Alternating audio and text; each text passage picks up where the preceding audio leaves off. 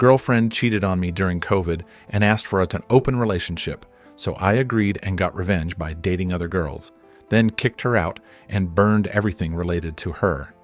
Hey Reddit, it's Brian here. I never thought I'd be one of those guys who posted their personal drama online. But here I am. Buckle up, because this is one hell of a story.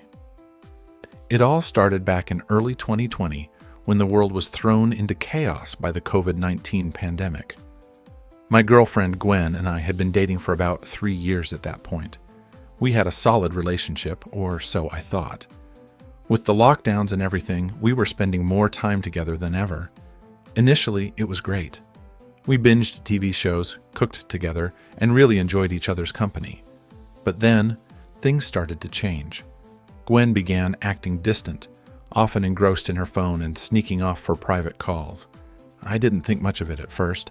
I figured she was just dealing with the stress in her own way. One night, curiosity got the best of me. While she was in the shower, I glanced at her phone. I know, privacy and all that, but something just felt off. My heart sank as I saw message after message from some guy named Mike. It was clear from their exchanges that they were way more than just friends. I felt a mix of anger, betrayal, and sadness all at once. When Gwen came out of the shower, I confronted her. At first, she denied everything, but the evidence was right there. Eventually, she broke down and admitted to cheating on me. She claimed it was just because of the pandemic stress and that she still loved me. I didn't know what to say or do. My mind was spinning. Then, out of nowhere, she suggested an open relationship. She said it would help us both explore and understand what we really wanted. I was shocked and honestly disgusted by the idea, but a part of me wanted to see where this would go. Maybe it was my hurt ego, maybe it was something else. But I agreed. Little did she know, I had my own plans. The concept of an open relationship was completely foreign to me.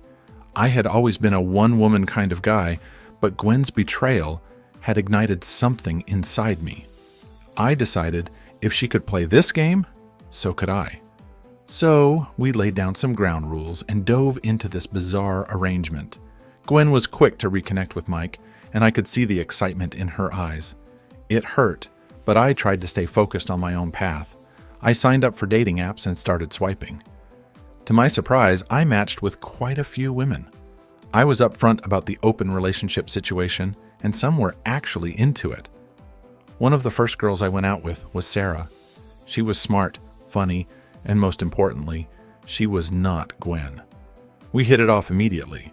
Our first date was a socially distanced walk in the park, followed by takeout from our favorite local restaurant. For the first time in a long while, I felt genuinely happy. Gwen noticed the change in me, and I could see it bothered her. She had expected me to sulk and wallow in misery while she had her fun. Instead, I was thriving. Sarah and I continued to see each other, and I also went on dates with a few other women. I was upfront about my situation with all of them, and they were surprisingly understanding. Gwen's jealousy started to show. She would ask me about my dates, who I was seeing, and where we went. It was clear she wasn't as comfortable with the open relationship as she pretended to be. One night, after a particularly great date with Sarah, Gwen broke down. She admitted she hated seeing me with other women, and that this open relationship idea was a mistake. I listened to her, but I didn't let my guard down. I wasn't ready to forgive her so easily. I told her we could revisit the idea of exclusivity, but only if I felt she was truly sorry and committed to making things right. In the meantime, I was going to enjoy my freedom and continue seeing other people. As weeks turned into months, the dynamic between Gwen and me shifted drastically. I was still seeing Sarah, and we were getting closer. She knew everything about my situation, and her support meant the world to me.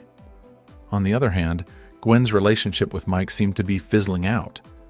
I could see the frustration and regret in her eyes. One evening, Gwen and I sat down for a serious talk. She apologized again for cheating and for suggesting the open relationship. She begged for another chance, promising she would make it up to me. Part of me wanted to believe her, but I couldn't forget the pain she caused. I told her I needed more time to think about it. That night, I went to Sarah's place. We talked for hours, and she helped me see things more clearly. She didn't pressure me to make a decision, but her kindness and understanding were a stark contrast to Gwen's betrayal. I realized I deserved better than what Gwen had given me. The next morning, I returned home with a newfound clarity. Gwen was waiting for me, hope in her eyes.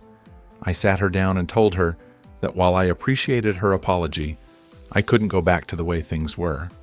The trust was broken, and I didn't see a future for us anymore. Her face fell, and she started to cry, but I remained firm. I told her she needed to move out. Over the next few days, Gwen packed her things. It was a tough period, but I knew it was the right decision. Sarah was there for me every step of the way, and our bond grew even stronger. I started to feel like myself again, and the weight of Gwen's betrayal began to lift. One evening, after Gwen had moved out, I decided to cleanse my space. I gathered everything that reminded me of her, photos, gifts, mementos, and took them to the backyard. I built a small fire pit and one by one threw the items into the flames. As I watched them burn, I felt a sense of liberation. I was ready to move on. With Gwen out of the picture, I could finally focus on my own happiness. Sarah and I continued to grow closer, and I felt a connection with her that I hadn't felt in a long time. She was supportive, understanding, and genuinely cared about me. It was refreshing to be with someone who valued honesty and trust.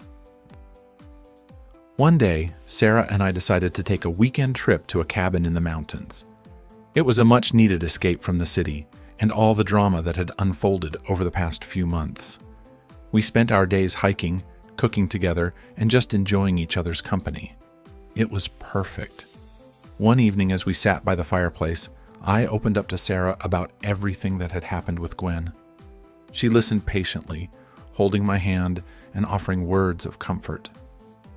I realized then how lucky I was to have found someone like her. She didn't judge me for my past or for the choices I had made. Instead, she helped me see that I deserved happiness and love. When we returned from our trip, I felt more at peace than I had in a long time. I started focusing on my career and personal growth.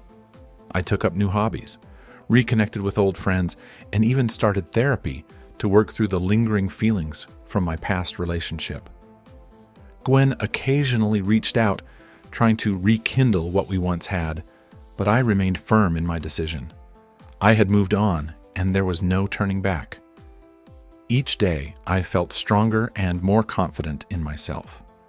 The experience had taught me valuable lessons about trust, self-worth, and the importance of surrounding myself with positive influences. As time passed, life began to feel normal again. Sarah and I continued to build our relationship, and I found myself falling for her more each day. She was everything I had ever wanted in a partner and more. We complemented each other perfectly, and our connection was undeniable. One day, I received a message from Gwen. She asked if we could meet up for coffee, saying she had some things she needed to say. Reluctantly, I agreed. Part of me was curious about what she had to say, and I felt it might give me the closure I needed. We met at a small cafe downtown. Gwen looked different, more mature, perhaps. She apologized once again for everything she had put me through, and explained that she had been doing a lot of self-reflection. She admitted that the open relationship idea was a desperate attempt to keep me while still exploring her own feelings. She said she had realized too late what she had lost. I listened to her, and for the first time, I felt a sense of closure. I told her I appreciated her apology, but I had moved on. I was in a better place now, and I hoped she could find her own happiness too. We parted ways amicably, and I felt a weight lift off my shoulders. Back home, I hugged Sarah tightly, grateful for her support and love. The journey had been tough, but it had led me to a place of peace and contentment. I had learned to value myself and to never settle for less than I deserved. In the end, Gwen's betrayal had been a blessing in disguise. It had pushed me to reevaluate my life, to grow, and to find true happiness. I wouldn't wish the pain on anyone, but I was grateful for the lessons it had taught me. And as I looked forward to the future with Sarah, I knew I was exactly where I was meant to be. Story 2. Dad gave our family business to my lazy brother. Instead of me, a month later, he almost unalived a customer with allergies, and now Dad's begging me to come back and fix everything. All right, Reddit, here goes nothing. I never thought I'd be the type to spill my family drama all over the internet, but I need to get this off my chest. This story involves betrayal, a near-death experience, and a hefty dose of karma, so buckle up. Let's rewind a bit. My family owns a quaint little bakery in our hometown. It's been in our family for generations, passed down like some kind of sacred heirloom. Growing up, I was always the one helping out in the kitchen. My dad taught me everything he knew about baking, from the perfect bread rise to the delicate art of pastry decoration. I loved every second of it. My brother, on the other hand, couldn't care less. Tom was more interested in video games and hanging out with his friends. He'd show up late, leave early, and when he was there, he'd spend more time on his phone than actually working. It frustrated me to no end, especially since I was putting in so much effort. When Dad started talking about retirement, I naturally assumed I'd be the one to take over. I'd put in the hours, learned the ropes, and had a genuine passion for the business. But, as you can probably guess from the title, things didn't go as planned. One evening, Dad called a family meeting. He announced that he was ready to step down and pass the bakery to the next generation. My heart was pounding with excitement. Finally, all my hard work was about to pay off. But then, Dad dropped the bombshell. He was giving the bakery to Tom. I was speechless. Tom looked just as shocked, but not in a good way. He seemed more annoyed than anything. I couldn't believe it. I confronted Dad after the meeting, asking why he would do something so unfair. His answer? Tom needs direction. This could be good for him. I was furious. How could Dad overlook all the effort I'd put in? How could he hand everything over to someone who didn't even care? But Dad was adamant. He believed in Tom, and that was that. So I did the only thing I could think of. I quit. I packed up my things and moved to the city. It was time to start fresh, away from the bakery and the family drama. I found a job at a high-end patisserie, and life was good. But I couldn't shake the feeling of betrayal. Fast forward a month. I was starting to settle into my new routine when I got a frantic call from my dad. Apparently, Tom had managed to almost unalive a customer with a severe nut allergy. He'd been careless, not checking ingredients properly, and a peanut ended up in an almond croissant. The customer had a severe reaction and had to be rushed to the hospital. Dad was beside himself. The bakery's reputation was in shambles, and he didn't know how to fix it. He begged me to come back and help. I was torn. On one hand, I wanted to say no. They'd made their bed, now they could lie in it. But on the other hand, the bakery meant so much to me. Could I really stand by and watch it fall apart? I took a deep breath and told Dad I'd think about it. And that's where I'm at now, Reddit. Torn between my pride and my love for the bakery. What would you do in my shoes? All right, Reddit. Thanks for sticking with me. After some sleepless nights and a lot of soul searching, I decided to go back. The bakery meant too much to me, and despite everything, I couldn't let it go down in flames because of Tom's incompetence. When I arrived back home, the bakery was in absolute chaos. Customers were wary, the staff was demoralized, and Dad looked like he hadn't slept in weeks. Tom was nowhere to be found. Typical. I sat down with Dad first. He was incredibly apologetic, but I could see the desperation in his eyes. He needed me, and he knew it. We hashed out an agreement. I would take over the day-to-day operations, but Tom would still be involved in some capacity. Dad wanted him to learn and grow, despite the mess he'd made. Next, I had to face the staff. They were skeptical at first, but once they saw how serious I was about turning things around, they started to come around. We held meetings, restructured workflows, and implemented strict protocols to ensure something like the allergy incident would never happen again. Then came the hard part: damage control. We reached out to the customer who'd had the allergic reaction, offering our sincerest apologies and covering all medical expenses. I even invited them to tour the bakery and see the changes we were making firsthand. Slowly but surely, word started to spread that we were taking this seriously and making things right. Throughout all of this, Tom was surprisingly quiet. He showed up to work, but he seemed defeated. I tried to involve him in the process, but he was distant. It was like he was going through the motions, not really caring about the outcome. It was frustrating, but I couldn't focus on him. One evening, as I was locking up, Tom finally approached me. He admitted that he never wanted this responsibility and felt overwhelmed from the start. He apologized for his carelessness and for putting the family and the business in such a precarious position. It was a rare moment of vulnerability from him, and it caught me off guard. I told him that I was willing to help him learn, but he had to meet me halfway. He had to show that he cared and was willing to put in the effort. Tom nodded, and I hoped that this was the beginning of a change. Over the next few weeks, things started to improve. We regained the trust of our customers, and the bakery began to flourish again. Tom was slowly getting more involved, asking questions, and actually trying to understand the business. It wasn't perfect, but it was progress. Then, out of nowhere, Dad announced that he wanted to retire completely and move to Florida. He said he needed a fresh start and wanted to leave the bakery in our hands. I was stunned. This wasn't what I'd signed up for. I'd agreed to help out, not take over entirely. Dad assured me that he had full confidence in me and believed I could handle it. I couldn't help but feel a mix of pride and resentment. Once again, I was the one left holding the bag while Tom got a free pass, but this time I was ready. I'd learned a lot over the past few weeks, not just about running a bakery, but about myself. I realized that this was my chance to truly make the bakery my own, to honor the legacy while also forging my own path. And so, I accepted the challenge. I took the reins, determined to lead the bakery to even greater success. Tom, for his part, seemed more committed than ever. We weren't the perfect team, but we were making it work. Stay tuned, Reddit. There's more to come. Hey, Reddit. I'm back with more updates. Things have been intense, to say the least. Running the bakery full-time is a roller coaster, but I'm learning to love it. Tom and I are still figuring out how to work together, but there have been some unexpected twists and turns along the way. First off, we had a major breakthrough with Tom. After our heart-to-heart, he started showing genuine interest in the bakery. He was still rough around the edges, but he was trying.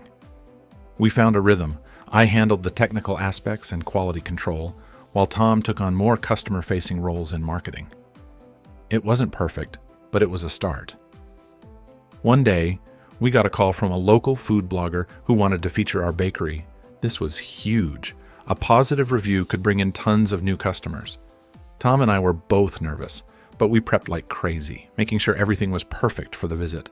The blogger came in and was blown away by our pastries. She loved our story, the turnaround we'd made, and the effort we were putting in. Her review was glowing, and almost overnight, business started booming. We were getting more customers than we'd seen in years. It felt like all our hard work was finally paying off. But, as they say, success brings its own set of challenges. With the influx of customers, we were stretched thin. We had to hire more staff, increase production, and maintain quality. It was exhausting, but exhilarating. Amidst all this, Tom and I started butting heads more frequently. The stress was getting to us, and old resentments resurfaced. I felt like I was doing most of the heavy lifting, while Tom was getting all the praise. He felt like I was micromanaging and not giving him enough credit. Our arguments became more frequent and heated. One night, after a particularly nasty fight, I decided I needed some space. I went for a long walk to clear my head and ended up at our old family home. Standing there, looking at the house where we grew up, I realized how much things had changed. We weren't just siblings anymore. We were business partners, and if we were going to make this work, we needed to find a way to trust each other. The next day, I sat Tom down and told him how I felt. I admitted that I was having a hard time letting go of control and trusting him with the business. He opened up about feeling like he was always in my shadow and that no matter what he did, it was never enough. It was a raw, honest conversation, and it felt like a breakthrough. We decided to divide our responsibilities more clearly. I would focus on the baking and production side, while Tom would handle marketing, customer relations, and expanding our product line. It wasn't easy, but we started to see the benefits.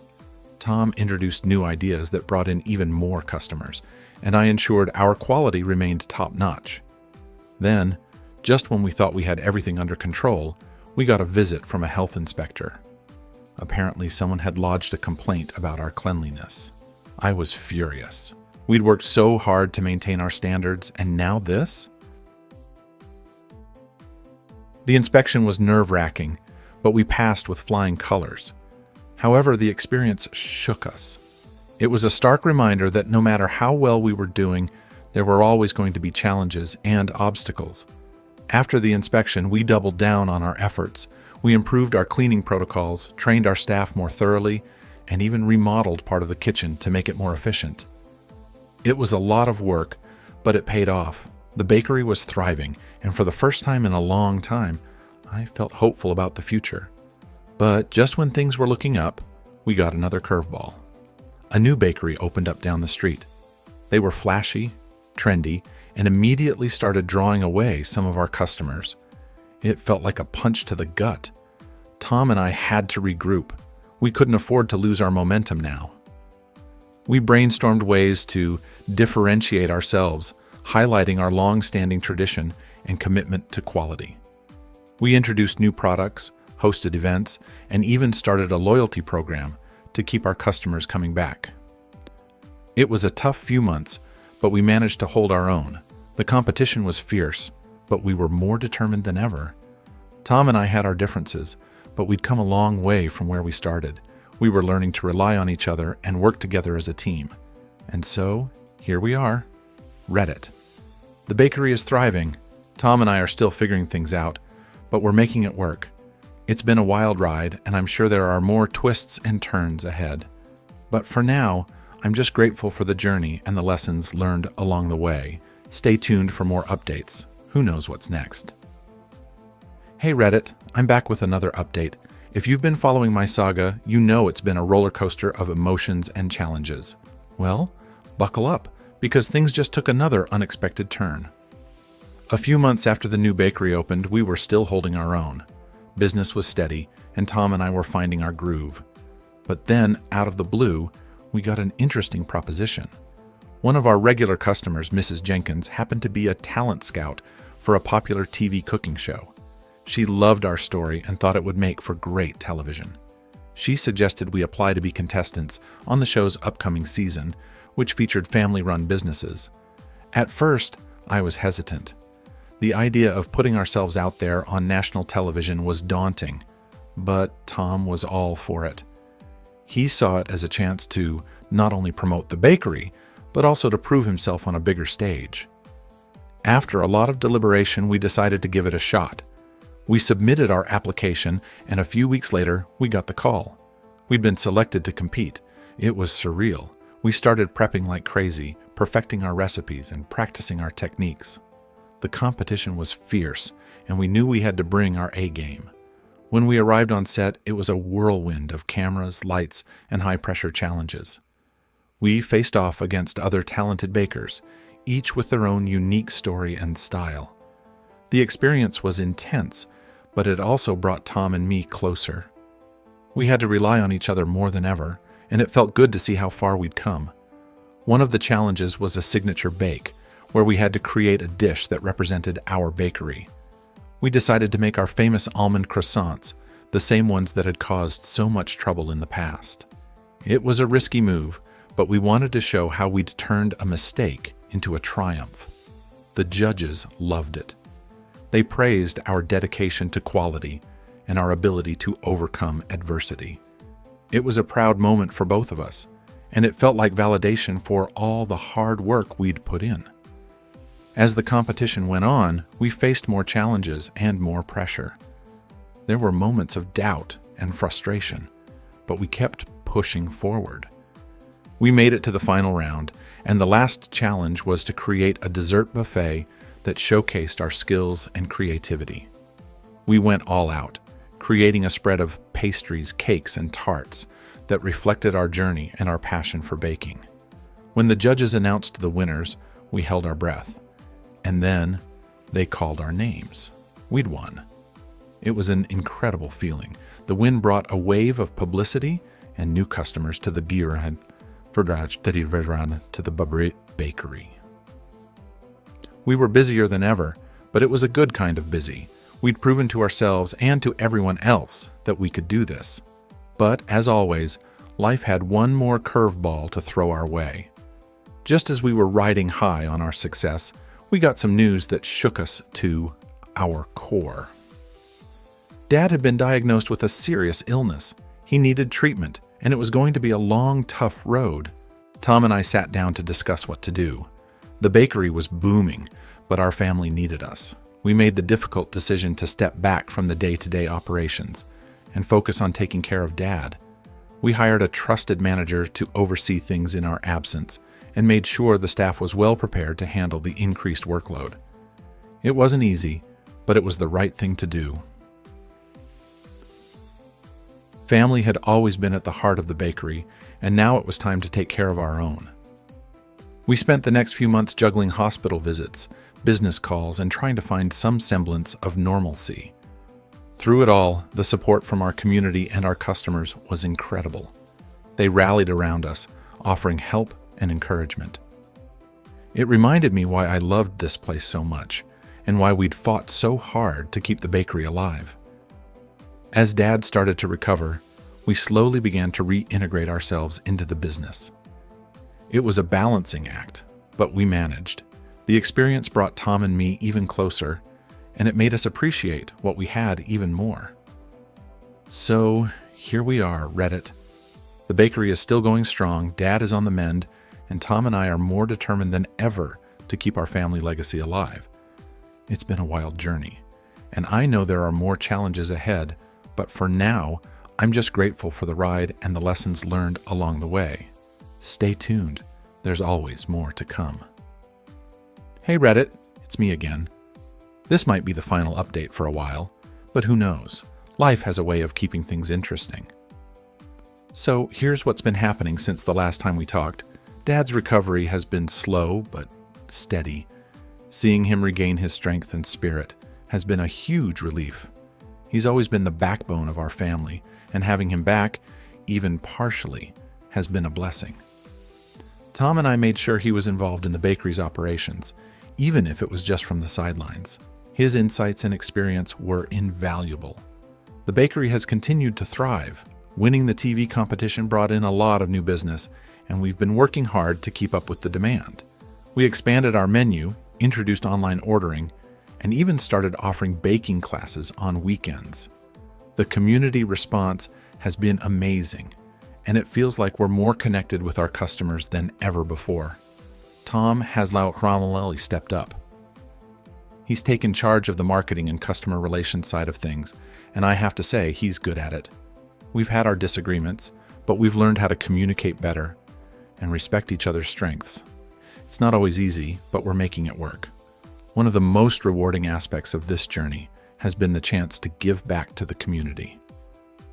We started a program where we donate leftover baked goods to local shelters and food banks. It's been a humbling experience, and it's reminded us of the importance of community and kindness. But the biggest surprise came a few weeks ago. Dad called another family meeting. We were all a bit anxious, given how things had gone the last time, but he had something important to say. He announced that he wanted to officially pass the bakery to both of us, equally. He said that he'd seen how much we'd grown, both as individuals and as a team, and he was proud of what we'd accomplished. He handed us the official papers, and just like that, Tom and I were co-owners of the family business. It was a surreal moment. I never thought we'd end up here, especially after everything that happened. But standing there, with Tom and Dad by my side, I felt a sense of fulfillment and pride. We'd come full circle. as we move forward, Tom and I have big plans for the bakery. We want to keep innovating, finding new ways to delight our customers and honor our family's legacy. We're even considering opening a second location in the city, but that's a story for another day. For now, I just want to thank all of you, Reddit, for following along on this crazy journey. Your support, advice, and encouragement have meant more than you know. It's been a wild ride, and I'm sure there are more adventures ahead. So here's to the future, to family, and to the love of baking. May the legacy continue, and may we always remember where we came from. Stay tuned, Reddit. The best is yet to come. Story 3. Stepsister ruined my wedding by proposing to my fiancé and getting married, but karma hit hard when she lost her job and husband, so she comes back crawling, begging for my help. Hey Reddit, I've been a long-time lurker, but never thought I'd be posting my own drama-filled life story here. But here we are. Buckle up, because this story is a wild ride that even I still can't fully believe happened.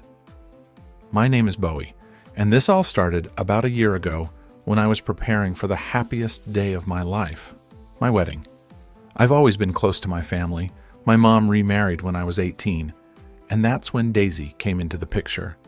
Daisy is my stepsister, and let's just say we never really clicked. While I was more reserved and focused on my career, Daisy was the life of the party, always the center of attention. We tolerated each other for our parents' sake, but it was clear we lived in different worlds. Enter Ronnie, my fiancé. We met at a mutual friend's party and hit it off immediately. He was charming, funny, and everything I could ever want in a partner. We dated for 2 years before he proposed, and of course, I said yes.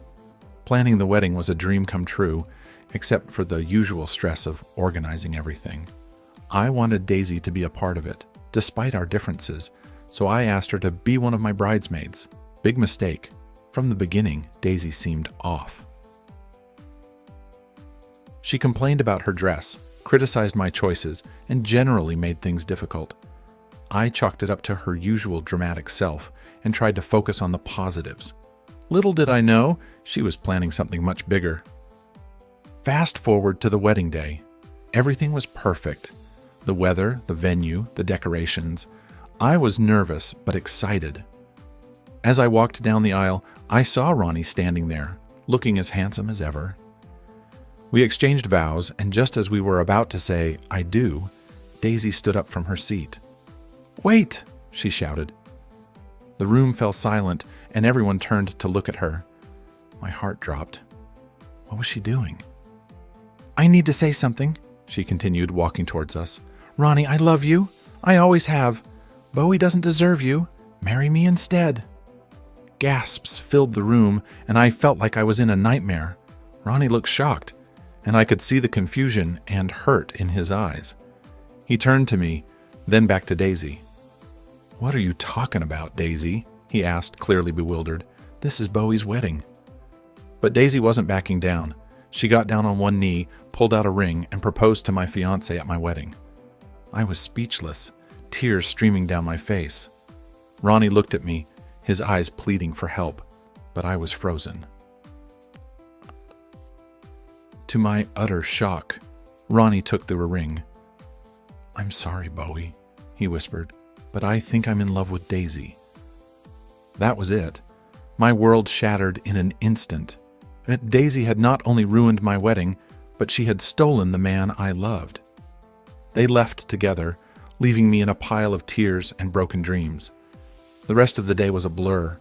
My family tried to console me, but nothing could ease the pain. I spent weeks in a daze, trying to understand how everything had gone so wrong. I quit my job, cut off contact with Daisy and Ronnie, and moved back in with my mom. It was the darkest time of my life.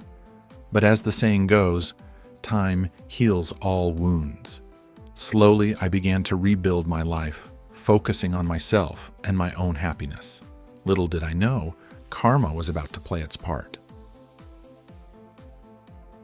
Months passed, and I was starting to find my footing again. I got a new job, made new friends, and was even considering dating again. Life was beginning to feel normal. albeit with a gaping hole where my heart used to be. Then, one day, out of the blue, I got a call from an unknown number. "Bowie, it's Daisy," the voice on the other end said. My heart skipped a beat. The nerve of her to call me after everything she had done. "What do you want?" I replied coldly. "I need your help," she said, her voice trembling. "Everything's fallen apart." I didn't know what to feel. Part of me wanted to hang up and never hear from her again, but curiosity got the better of me. What happened? Daisy explained that things between her and Ronnie had gone downhill fast. After their whirlwind marriage, reality had hit hard. They fought constantly, and the love she thought she had wasn't enough to sustain their relationship. Then, to top it all off, Ronnie lost his job, and without his income, they were struggling financially.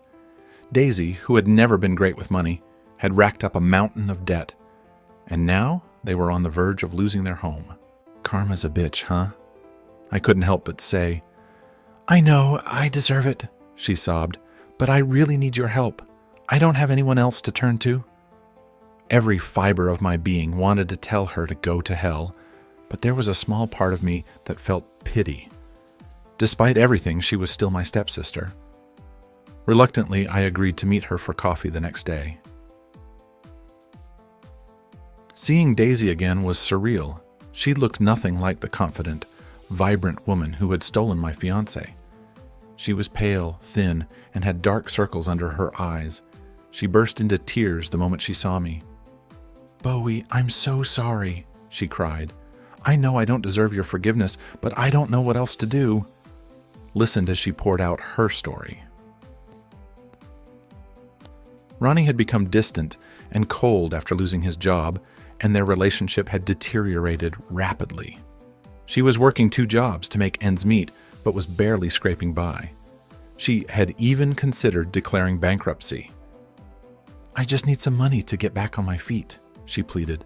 "Please, Bowie, you're my last hope." Part of me wanted to help her, but another part remembered the pain she had caused me. "I'll think about it," I said, leaving her with a glimmer of hope. That night, I couldn't sleep.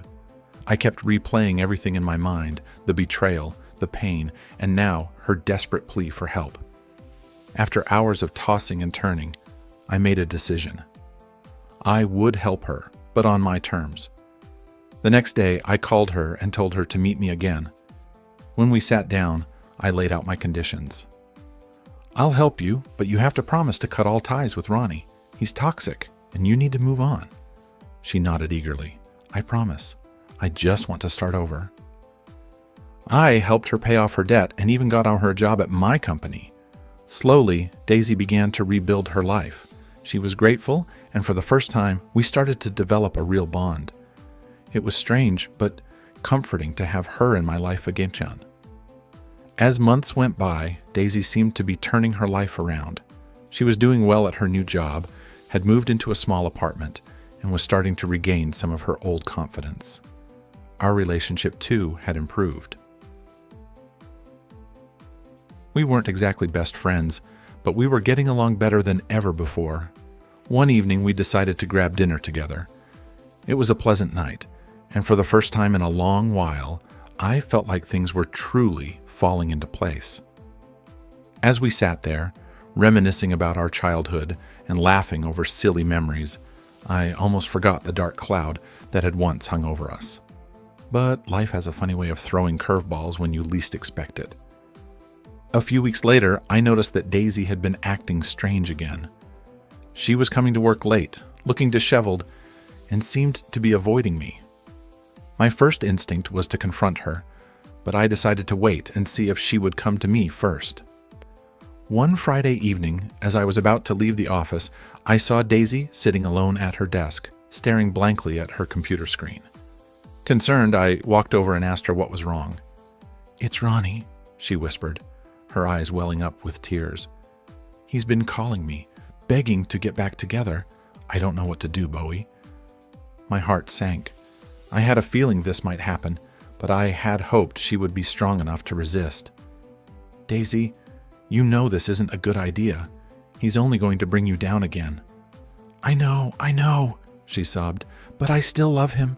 It's so hard to let go. I took a deep breath, trying to keep my emotions in check. You need to be strong. Remember how far you've come. Don't let him ruin everything you've worked for. She nodded, but I could see the doubt in her eyes. Over the next few weeks, I did my best to support her, but it was clear that Ronnie's influence was creeping back into her life. She started missing work, making excuses, and distancing herself from me. One day, she didn't show up at all. I called her repeatedly, but there was no answer. Panicking, I went to her apartment and found her sitting on the floor, surrounded by empty bottles and tear-stained tissues. Ronnie was there too, looking just as broken. "Bowie, I'm sorry," Daisy cried. "I couldn't do it. I need him." I felt a wave of anger and disappointment. "This isn't healthy, Daisy. You deserve better than this." But she wouldn't listen. She was too far gone, pulled back into the toxic relationship she couldn't escape. I left, feeling helpless and frustrated. Over the next few months, Daisy and Ronnie's on-again, off-again relationship continued to spiral out of control. They lost their apartment, and Daisy was fired from her job. She was back to square one, and there was nothing I could do to save her. Daisy's downward spiral was heartbreaking to watch.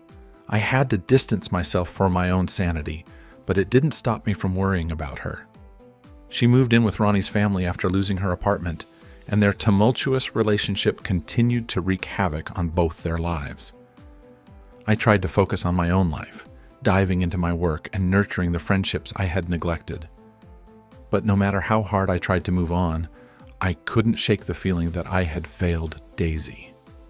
Despite everything she had done, she was still family, and it pained me to see her suffer. One night, I received a call from an unknown number. It was Ronnie's mother. She sounded frantic, begging me to come over. "Please, Bowie, Daisy needs you. She's not well." Against my better judgment, I went.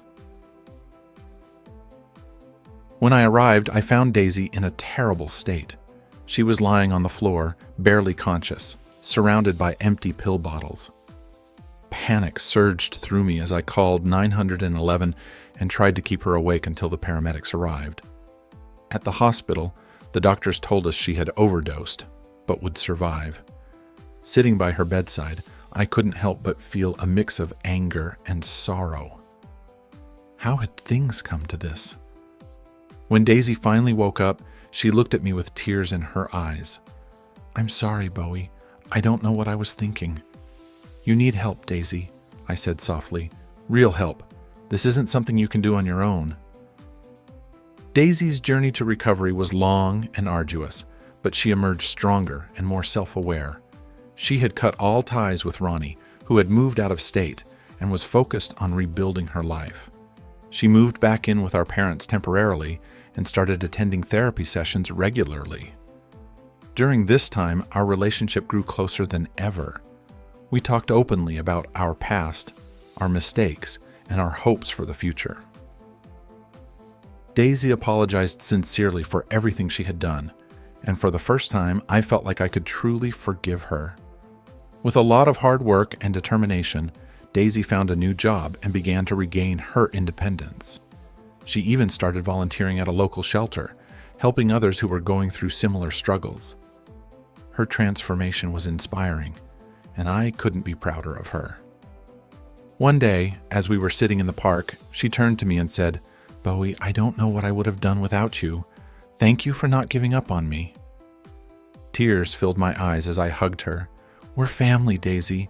We've been through a lot, but we came out stronger. I'm so proud of you." Life was finally starting to look up.